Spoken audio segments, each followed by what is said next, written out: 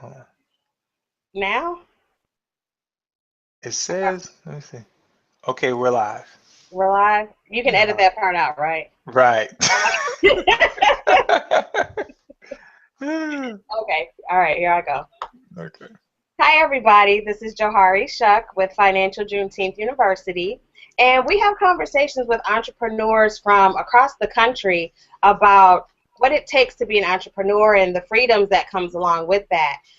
So today we're going to be talking to Mr. Tyron Spear, who's based out of Atlanta, Georgia. And he's been an entrepreneur for quite some time, about 5 years or so. And he has developed an expertise in growth hacking. So he's going to talk to us about what that is and then also about kind of how he got on this path to becoming an entrepreneur. So welcome, Tyron. Thanks for joining me today. Thanks for having me, Jari. So why don't you just first start by telling us a little bit about you and what you're doing, and then we'll kind of get into the whole topic of growth hacking. I know you've gotten into a lot of different ventures, so tell me about how you've kind of progressed as an entrepreneur in the 5 years you've been doing this. Well, back in 2010, I was contracting. I spent 8 years in the Marine Corps doing diplomatic security, and then I transferred from there, and then I started doing contract work, working for the State Department, protecting diplomatic officials in either Iraq, Afghanistan, Dubai, and in different parts of the world. So during that time, a friend of mine was transitioning from also contracting to actually coming home to work, and she actually had a hair salon. So that's what kind of sort of started me down the path of growth hacking online, and then also in the real world. But at the same time, I was using the money that I had over using the money that I was making while I was contracting to actually build a water plant in Kenya and also start a movie production company here in the States. So that's what kind of started me down the path. And even when I was a young child, I actually created this, what is it, Kool-Aid, started making the Kool-Aid ices and selling them as a kid. So that's what really started me down the path. I made Mhm. about $600 that summer, so I was happy. So that's been something that's been with you since you were a kid. Do you know, like, have you ever thought about what got you thinking about that? Like, did you have people around you that were making their own money, or was it just something that you just felt in your spirit to do? There was a TV show back in the day. They used to come on TV, when TV was a lot better for us. But it was actually Michael J. Fox. Michael J. Fox. I can't remember the name of the TV show, but he was all about business and all about making money. And I just gravitated towards that as a child. So the first opportunity I had, I got a couple dollars and I just bought some Kool-Aid, and my mother brought some styrofoam cups, and the business started from there. Okay, okay. So now you said that you did something in Kenya. You helped develop a water plant in Kenya? From the ground up. I used the my philosophy while I was contracting was not to leave from contracting and then have to come back home and work for somebody else. So I met some brothers that I was working with from Kenya. It was bad because sadly sadly, we don't really work together like we should. But I took the money that I was making, and over the from 2010 to 2012, and I built a water plant in Kenya from the ground up, drilled the well. It's actually located in Kitengela, Kenya, and the water is called Uzima water. So right now I'm actually going through legal trials to take 100% control of the company, and then I'll open it up for other investors to work with me. But yes, I built the water plant from the ground up. Wow, how did you, so like what type of contracting were you doing that kind of led you to that? Before I started doing security contracting, I Mhm. was working with Halliburton or KBR doing contracting in Afghanistan and in Iraq. So watching all these construction projects happen in another country, and then with my military background, just jumping into a new country and just meeting new people and just engaging, I just used those same skills to just go to Kenya and start a water plant. But I actually was doing it with somebody that I had previously been working with in Mhm. Iraq. Okay. And I want to talk about the water plant a little bit more because a couple of people that I've interviewed so far, they have done international projects. And so I think that is fascinating how we're getting into those different spaces because people Right. don't necessarily think about that, especially if you're going to do business for yourself. who thinks about going to Africa or anywhere else to do something like that? How did that even, if it was just because you've been all over the world that you kind of thought about that, or how did you land on that as a thing to get into? Meditation, the law of attraction. I was basically meditating on, wanting to make money, and I didn't have an idea of what to invest into. I thought about real estate, clothing company, and all these things. And but brother came to me and he was talking about trucking, doing trucking food goods from Mombasa, Kenya to Uganda and a couple other countries that don't have a port, or that didn't have a port at the time. And so I was like, okay, well, how much is it? And he said $15,000. I said, okay, I got that money right now. Let's get started. And he was like, whoa, whoa, whoa. So as I began to bounce the idea off of other people, I met my past business partner. I met up with him, and he said, what we really need in Africa, or we really need in Kenya, where I'm located at Kitengela, is water. We don't have a strong water supply. So I said, okay. So we brought land in the wrong place, and then we purchased another piece of land in the right place, and it just went from there. So you already had connections there to help you kind of like navigate a whole different country and those rules and regulations and stuff like that. I did have connections, but those connections were corrupt, and sadly, that's what happens when we're ignorant and we don't have the access that we really need to kind of guide us. Especially when you're doing business in Africa, you truly do need somebody that you trust and that has some skin in the game, just like you do. So You have to understand. You have to understand the culture there. So how did you, once you ran into the wrong group of people, how did you find the right group of people to help you make that happen? Basically, it was again the law of attraction. Again, I went back saved up my money, went back to Kenya, and I stayed with a group of Kenyan this Kenyan couple that had been educated in the U.S. and also in Australia, and they actually introduced me to a lawyer, and then my actual real estate agent here knew somebody that worked in D.C. who actually referred me to they referred me to an accountant, and the friend that I have in DC referred me to a law firm there in Kenya. And bringing these people in, they actually came and sat down and talked with me and my business partner, and they could clearly see that he was doing a lot of corrupt things in the business. So that's when things stopped. And then we moved into legal action. And right now I go to trial in November, and we'll take care of everything. Wow. I have all of my documentation. So and at the end of the day, I'm not losing anything because the actual facility and the land is there, and it's worth more than I invested into it. Oh, okay. Yeah, that's my security. Right. That is really cool, though. I mean, because really, at the end of the day, when you're going into business for yourself, like you're trying to solve problems, right? And Exactly. that's what you just talked about. There was an issue, something that was missing, and you kind of filled that, and that's kind of how you build and do other things. So what other kind of stuff, because we've talked a little bit about some of the other things that you do, like that's big. We didn't even talk about that part, so I think that's I know, that's kind of surprised. I didn't mean to catch you off guard. right.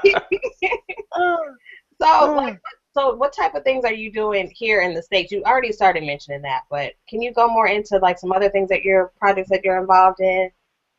One thing is Unique Creations Hair Studios. We're getting ready to revamp this hair salon. So it's a natural hair salon. When a friend of mine, when she wound up transferring, or her job was closing down the contract, so she came home and she started it was actually a weaves and wigs salon is what it started off as. And then as the natural hair movement began to grow, she actually changed. It became a natural hair salon, or a healthy hair salon, based here in Atlanta. So I became a partner in that, investing into product development, and that's kind of sort of how I got started in the hair salon business. And then the second thing was also invested into movie equipment, helping out one of my former Marines to get started. And I brought a camera, which is what you can see behind me: camera, lights, and sound, and pretty much everything you need to shoot a small production. That's cool. So why don't we start talking about growth hacking? Because I think that that's a concept that I had not heard of before I talked to you. So I'm sure the people that are going to be watching this have not heard of it either. And that's what we're all about. We're about, giving knowledge to our people, right? Right. So talk to me about growth hacking. What is that? Growth hacking is using data to actually target your customers and actually increase sales. That's what growth hacking is. Practical marketing. So if For instance, if let's say a huge radio station comes to you and they say, we want to put your business on our radio station, pay us $10,000 a month. And the radio station is, let's say it's a, I don't know, let's say it's a rock radio station. It's a rock or old blues radio station, or even let's say a jazz radio station. Mm-hmm.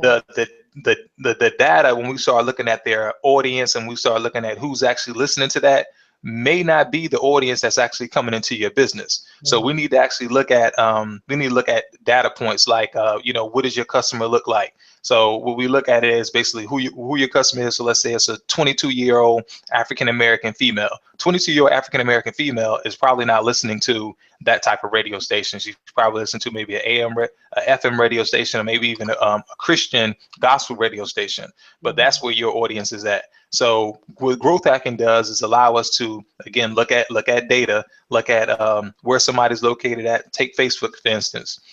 We would look at black women that love Ebony magazine, what is it, Hype Hair magazine, that is watching Scandal, that is watching Mary Jane. Those are the type of people that we want to target to actually bring into your business. Okay. So now how do you get your clients? Like, is it just word of mouth? Like, how do you actually get the people that you're helping to build their businesses? It's pretty much just word of mouth. People in my network. I don't really advertise. I don't really advertise.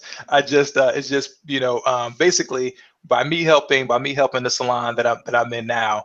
As different people come in, she will basically refer me or ask me to help people. So I don't have one paid customer at all, because I'm using the skills that I have to both help build this business and also to help other businesses. So really, I actually just kind of sort of give the information away for free. And I keep hearing that I need to charge for some of this information. Yeah. But I know that I'm comfortable, but I know that our people need the information. So I'm not going to spend hours helping people, but I will give you some tips, because you can see some of the more obvious things that are going on in the business. Understanding margins. If you're paying $5 for something and you sell it for $10 and you splitting it 50 cents, the other person shouldn't get $5. They should get $2.50.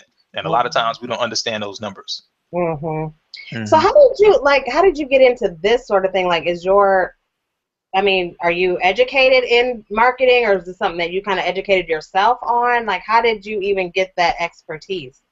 Self-taught. I spent when I was working, I had 12 hours a day. So that was about 84 hours a week. So 84 hours a week, I probably was doing about 10 hours of actual work. So I spent the rest of that time learning, watching videos, a couple of courses that I've been to. One course is a $4,000 course, which teaches you how to market online. Another course is a $500 course, teaching you how to market on Facebook.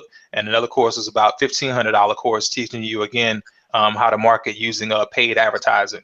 And my thing was, again, back to the hair salon, the reason why I keep bringing it up is stylists work off of butts and seats. So they don't need me to run up to them with the report saying, hey, y'all, I just put this ad up and we got 150 clicks. They're still looking like, okay, that's great, but nobody's sitting in my chair and I can't feed my kids. So we don't need somebody to sit there and spout all this analytical data, but nobody's coming into the building. That's not what we want. Right. Yeah. So I had to learn practical marketing that was really going to bring people into the building and cause them to get their hair done. And what we call that in marketing terms is converting people to actual customers. So that's what I had to do in order for this business to grow, and in order for these stylists to be able to feed their kids. So can you share like ways, or one way that you're able to kind of help convert people from a click on a Facebook page to a butt in a seat getting their hair done? Like, how do you do that? Well, if we're just talking about online, I would definitely tell business owners to create videos. I would tell them to create videos. I would tell them to sit down and figure out what it is that you're trying to sell, and maybe what it is that you can give away. If you know that you have something that you're buying for $1 or something like that, and it's not costing you much, or even your time, if it's just if you're let's say you are a plumber, for instance, maybe you can make a video about common things that causes the the dishwasher to break down, or the sink to break down, or something like that, and what's the easy way to fix it, and when they may need to actually call you when it's kind of sort of out of their hands, so you can make a video and upload that video to Facebook and just kind of sort of boost the post. They have that button that says boost the post. Mm-hmm. If you are, let's say you have a physical business, even though plumbing is a physical business, but let's say again you have a physical business, then there's the if you want to double the amount of business that you have, then you make what we call a sign. You know, you make a roadside sign and you have somebody stand out there with it. That will boost your business by 50%. And Really? I'm actually I wondered if that really worked. Like when you see people out there with those sandwiches, I wondered if that really works. I'm gonna show you one. 1 second. Okay.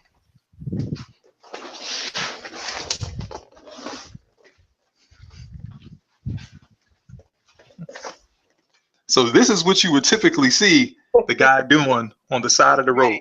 Right. The human brain is programmed to, anytime they see a sign, especially if it's moving, they have to look at it. So just something as simple as this sign right here, which will probably cost you about $50 to make, could double the amount of sales that you see within a month. Mm-hmm. So those are some of the things. Those are some of the things that we could do that are practical. They don't cost a lot of money. You don't have to hire a huge marketing agency. That's another thing about growth hacking too. It's all about marketing on a very slim budget. So not hiring somebody and spending $20,000 and you're not even making that in a month. Mm-hmm. So how have you been able to? You talked about the hair salons. Can you talk about like how you've helped them, like what you've done to help them get from one place to another? Like where were they when they came to you, and kind of what has working with you done for them so far? One, again, understanding the margins, and understanding their margins. For one, the business was not making money. The business was actually losing money about let's say, I want to say probably about $3,000 a month before I came in. So the first thing I did was I looked at their profit and loss statements. There were no profit and loss statements. There were no QuickBooks in place. There was none of the basic business things that need to be in place. None of that stuff was in place. So that was the first thing that we did. So that was a $20 investment into QuickBooks, and then getting it set up, and then downloading all the information, and then from there going through and understanding what makes the business tick. So I was actually able to lay all these things out for the business owner, and then she was actually able to see her money.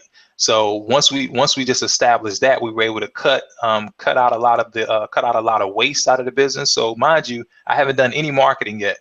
This is just coming into the business and just analyzing the business and seeing how the business makes money and where the business is losing money. So just by bringing me into her business, she understood that she was overpaying her employees, and she was actually working hard just to overpay her employees. So she was losing money on the business every month just because she was overpaying her people, because she didn't understand the numbers. So just that one thing alone actually put money in her pocket. And then after that, then we started marketing. So we put together again a video marketing campaign, and this is back in 2010. Dominated the first page of Google, and that allowed people in the local area, as they were searching for a hair salon or whatever, to start coming here. So then her phone started blowing up, and then from there she brought in more customers, and the business just grew. So now she went from a facility that was, let's say it was 1,100 square feet, and now she's in a 2,500 square feet facility. And she went from 3 employees to now she has 7 employees. Wow, that's pretty impressive. 10 employees. Actually, 10 employees. And you're giving that away for free. You need to work on that. Right. Right. That's what I keep hearing. Okay, can we do a quick timeout? Yes, we can. Because you're like, for some reason, your background, you look darker. Like your background